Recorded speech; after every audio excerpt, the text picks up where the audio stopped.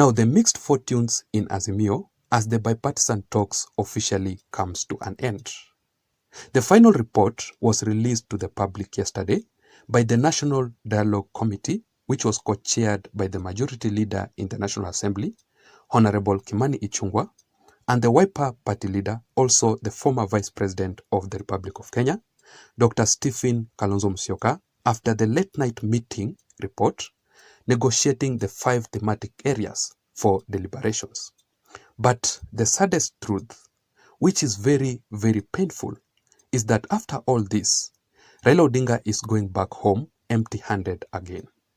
Of course, Raila Odinga has got nothing at all to show to his Azimio supporters and leaders, simply because there is no positive results again in Azimio concerning the bipartisan talks final report. And that is why the Azimio La Umoja Alliance supporters and leaders are extremely hostile, very disappointed at Kalonzo Musyoka. But I also want to warn these Azimio supporters and leaders that please stop it.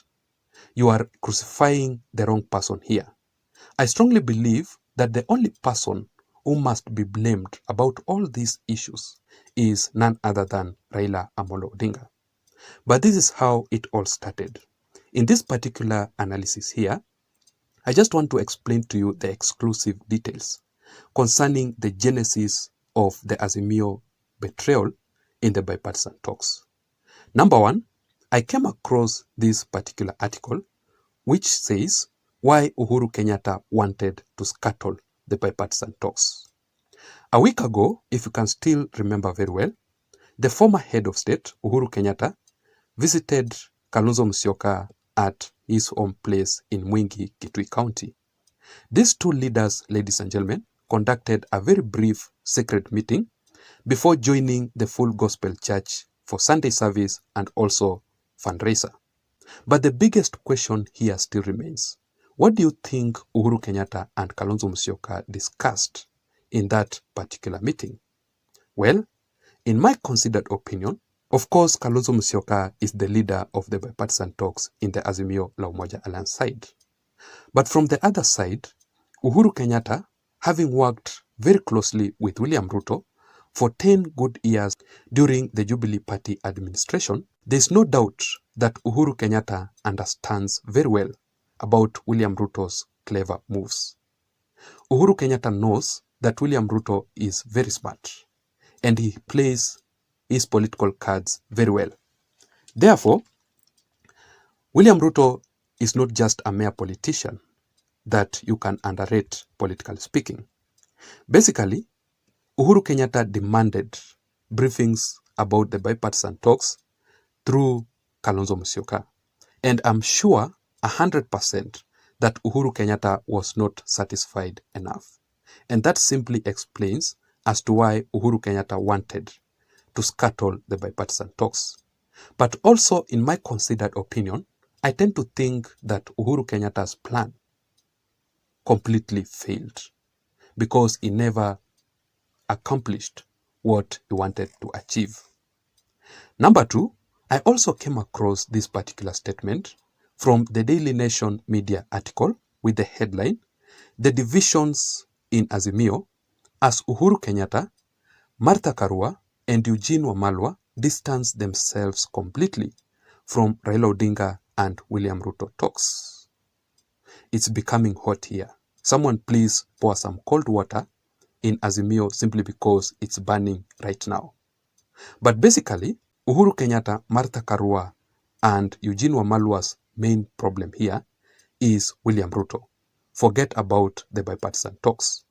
But from the other side, Raila Odinga and Dr. Stephen Kalonzo Musyoka are looking at the bigger picture here. It is all about their own political interests, not about the political feelings. And that simply explains as to why there is this disagreement and the split within the Azimio La Umoja Alliance concerning the bipartisan talks final report. And finally, ladies and gentlemen, yesterday at night, reports indicates that Raila Odinga conducted a meeting with Uhuru Kenyatta. And that is why when you go to the ODM party official X account, they posted this statement concerning Raila Odinga, saying that, I will make my position on the report of the National Dialogue Committee this Thursday. So before we go straight into the brief details concerning this particular meeting here, just a quick reminder that if you're watching me up to this point and you haven't subscribed, I'm requesting you to please take a second or two and click to the subscribe button. You can also give this video a like. Just press the thumbs up button so that YouTube can also recommend this channel and this video to reach out to others. There are also my returning subscribers who are currently watching. I really want to appreciate you so much for your continued support. Truth is, without your support, this channel cannot be where it is currently. And that is why I don't take your support for granted. You can also simply get the notifications updates from YouTube itself automatically every time I upload a video on this channel by simply pressing the notification bell.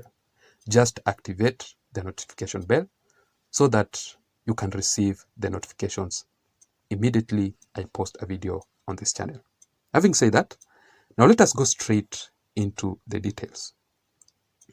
In my considered opinion, the reason as to why Raila Odinga met with Uhuru Kenyatta urgently are on matters to do with the bipartisan talks. So basically, Raila Odinga was summoned by Uhuru Kenyatta for further instructions concerning the bipartisan talks. I tend to think that at some point, Uhuru Kenyatta controls Raila Odinga's politics, simply because Uhuru Kenyatta funds Raila Odinga's political events. And just to prove this, Moses Kuria recently made a certain post concerning Uhuru Kenyatta about all these issues. Uhuru Kenyatta funding Raila Odinga's political events, including the demonstrations across the country. Secondly, I want you to understand that there is no way Raila Odinga can disown his own child. The baby here is already born. The baby is the bipartisan final report. Therefore, the only option that Raila Odinga is left with is to push his leaders together with Uhuru Kenyatta's leaders to implement the final report and to move on. And finally, I also tend to think that the reason as to why Raila Odinga met with Uhuru Kenyatta is that he wanted to stop Uhuru Kenyatta from any further negative plans concerning the bipartisan talks. You can clearly tell that from all indications, Uhuru Kenyatta was not actually happy with the bipartisan talks report. Therefore, he can orchestrate another plan to stop it. But from the other side also, Raila Odinga is actually on the move, considering his own personal political interest. So let us wait and see how things will turn out to be. Otherwise, I don't have much. What can you say about all these issues? What can you say about the bipartisan talks final report? Let me also know your thoughts, your views, and your opinions in the comment section down below. Otherwise, I don't have much. Thank you so much for listening. Let me see you again in my next analysis. But please don't forget to subscribe to this channel. Bye-bye.